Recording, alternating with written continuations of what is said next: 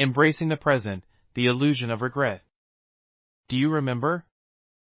I always remind you that the past is gone, and the future has not yet come. There is nothing to regret. Perhaps, at this moment, you understand these words, but may still blame yourself, continuously regretting, believing that you have wasted your life and countless past lives, delaying time entirely. However, there is truly nothing to regret. After all, the idea of regretting exists within a relative and limited scope. Everything that arises from this relative perspective, even the infinite lives we may lead, life after life, ultimately becomes disproportionate and is just a series of illusions. Like a dream, it is at most a vividly realistic mirage. Once you awaken, you will suddenly realize that nothing exists.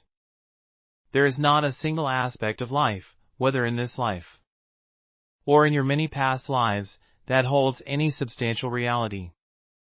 The things that could support your life are all conditional and rely on other mechanisms to change. If you trace the matter to its root, you will naturally find that this life has no reliable foundation, nothing stands on its own. In this life, not only do you have nothing to regret, blame, forgive, or unravel, but you also should not expect to encounter any enlightened beings who can lead you out of your circumstances. Furthermore, you do not need to hope for the emergence of an inner teacher to replace the physical teachers of your past. Even these thoughts are merely products of your mind.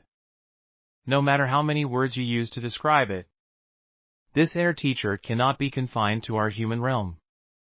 I would say that this teacher is the only reliable power you can depend upon in this life.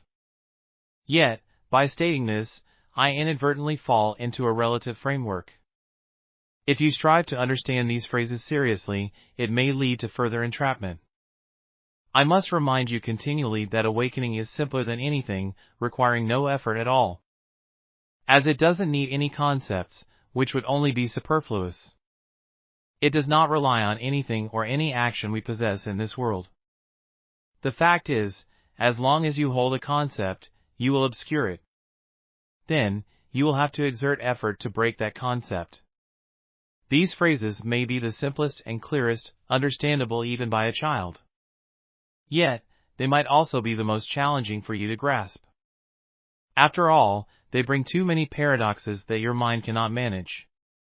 While I mention that the inner teacher is not the physical teacher, I must honestly say that due to the heavy skepticism of the human mind, you may still need to find the best teacher in this world to clarify many concepts, purifying your mind and calming your heart in preparation to face your inner teacher. Remember, a true teacher, whether physical or inner, is at most merely reflecting on oneness.